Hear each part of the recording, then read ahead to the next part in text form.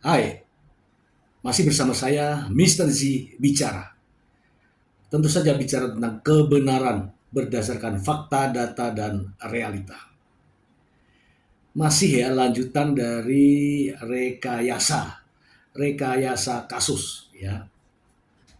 Ini ya berkaitan dengan apa yang saya ucapkan ini, apabila ada pihak-pihak yang merasa dirugikan, ini boleh ya, boleh menuntut saya, disclaimer ya, apabila merasa dirugikan boleh menuntut saya. Oke, begini teman-teman, terkait dengan adanya rekayasa kasus ini saya berbicara apa adanya, apa yang saya peroleh, apa yang saya dapatkan, dan apa yang saya dengar. Yaitu mulai dari merekayasa laporan. Laporan ini laporan tidak normal ya. Seharusnya itu laporan itu kan ada jenjangnya. Laporan di Polsek, kemudian di Polres, kemudian di Polda. Ini anehnya, laporan ini tidak ada di Polsek, padahal di kecamatan nih. Tidak ada di Polres, ini juga di kabupaten tidak ada. Tapi tiba-tiba langsung ke Polda. Polda, mengapa bisa langsung ke Polda? Begini, ada oknum polisi, ya saya katakan oknum polisi, yang bertugas di Polda, yang juga tinggal di desa tersebut. Nah, seru kan? Seru kan? Nah, oknum polisi ini berkoordinasi dengan pengacara. Ternyata pengacaranya ini adalah besannya, gitu loh, besannya. Jadi polisi ini punya anak, mendapatkan anak dari sang pengacara, jadi keduanya ini besan. Oke, dari sinilah berawal laporan di rekayasa sedemikian rupa.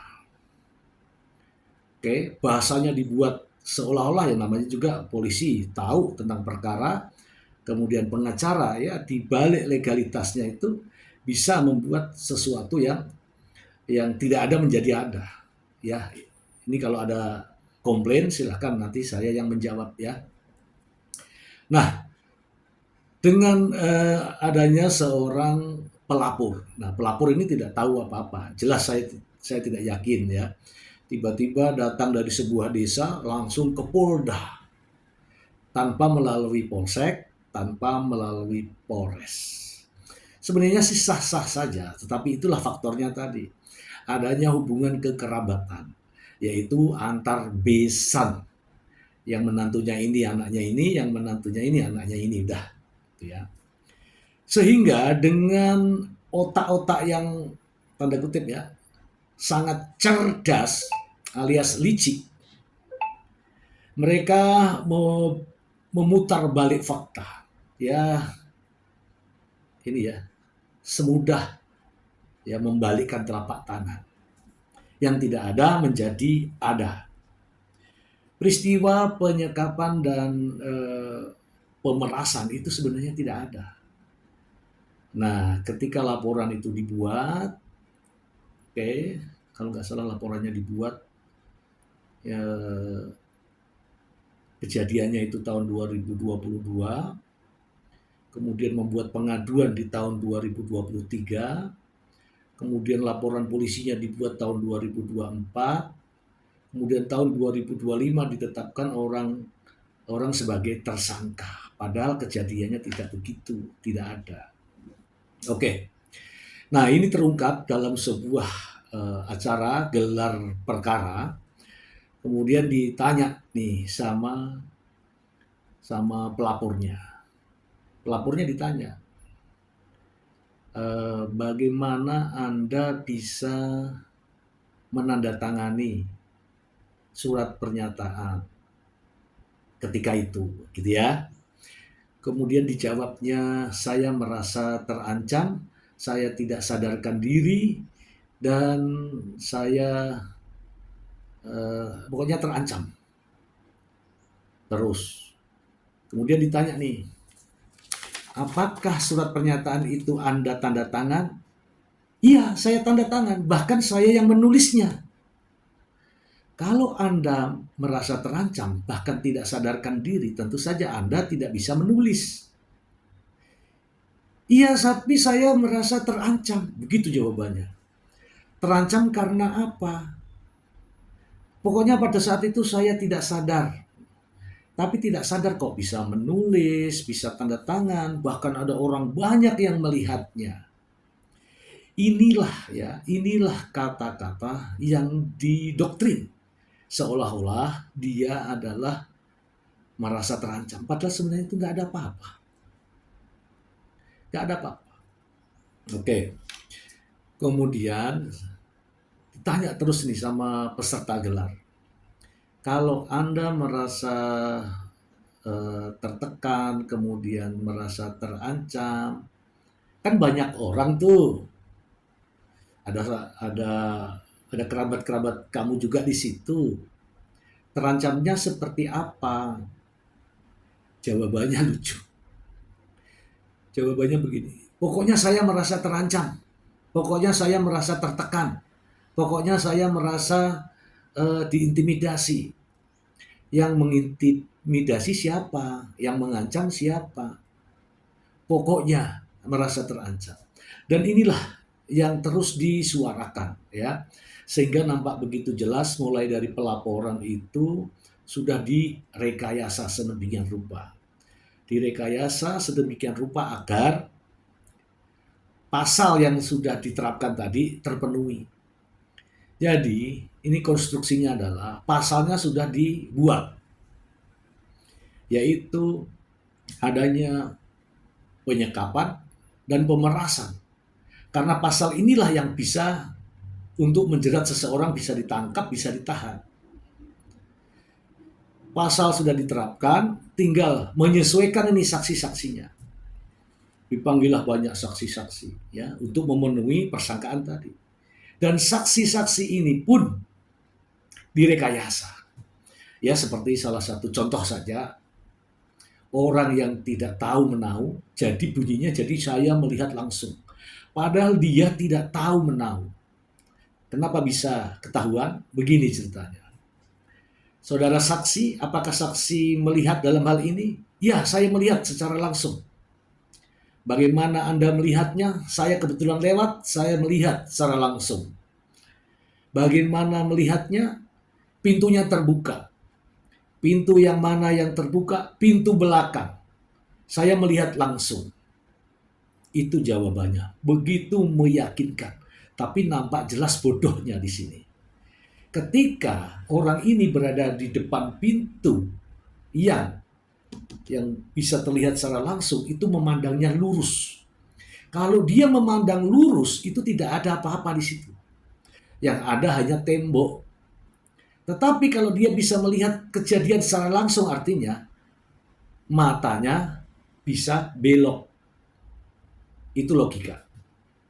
Nah, dari sinilah kelihatan bahwa saksi pun sudah direkayasa sedemikian rupa. Dan saksi ini bukan hanya satu, tetapi ada sekitar puluhan saksi. Dan saya yakin dari semua saksi ini, semuanya rekayasa. Ada satu hal yang menarik. Ketika sang pengacara mengatakan bahwa telah kejadian itu, korban katanya, si pelapor ini, diseret-seret, dipaksa-paksa, kemudian didorong-dorong. Udah diseret-seret, dipaksa-paksa, didorong-dorong. Kagetlah semua peserta gelar. Wah, hebat betul nih kejadian sampai begitunya. Ternyata itu ramai sekali. Ramai sekali. Saya katakan ada puluhan warga. Saya katakan ada ratusan warga. Dan mungkin ribuan warga yang lain. Terus sang pengacara mengatakan, jadi ada bukti videonya. Bukti video. Wah, bagus nih kalau ada bukti video kan. Pimpinan gelar menyampaikan, silahkan diputar videonya. Kemudian tidak lama lagi diputar tuh video. Masa Allah teman-teman, Video itu tidak ada yang namanya didorong-dorong, tidak ada yang namanya diseret-seret, tidak ada yang namanya dipaksa-paksa. Bahkan di situ ada polisi, ada tentara. Tidak mungkin kejadian memaksa, menyeret, mendorong-dorong. Sementara ada polisi. Inilah semua rekayasa. Kemudian ditanya, di video itu mereka senyum. Senyum harmonis, santai. Mana yang katanya ada didorong-dorong? Mana yang katanya ada diseret-seret? Mana yang katanya ada dipaksa-paksa?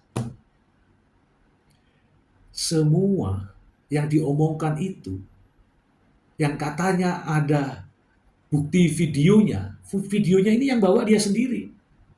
Setelah diputar, tidak ada semua itu. Jadi ini blunder. Inilah yang saya katakan teman-teman, dari pelaporan, dari saksi, dari bukti, sampai pun pada penetapan seseorang menjadi tersangka, semuanya adalah rekayasa. Rekayasa berasal dari oknum polisi ini yang ada hubungan kekerabatan, yaitu besan, dengan seorang pengacara, kemudian bertiktak-tiktak bagaimana caranya supaya perkara ini menjadi seolah-olah ada penyekapan dan pemerasan. Seluruh warga itu kaget. Kok ada pemerasan dan penyekapan? Ternyata semua itu direkayasa antara desa yang ini dengan yang ini. Dan ini nyata. Dan tentu saja dengan kejadian ini, pihak yang ditetapkan sebagai tersangka tidak akan tinggal diam. Saya menyarankan agar tidak terjadi lagi persoalan semacam ini.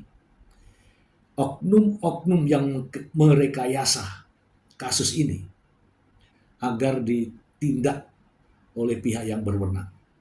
Supaya tidak ada lagi oknum-oknum yang bermain mata dengan membuat rekayasa kasus. Ya istilahnya sekarang nih, kriminalisasi. Dan ini nyata. Ini kalau terus diungkapkan, fatal. Karena apa? Banyak pihak yang terlibat. Banyak pihak yang dikondisikan. Sehingga penyidik dengan rekayasanya menetapkan seseorang sebagai tersangka.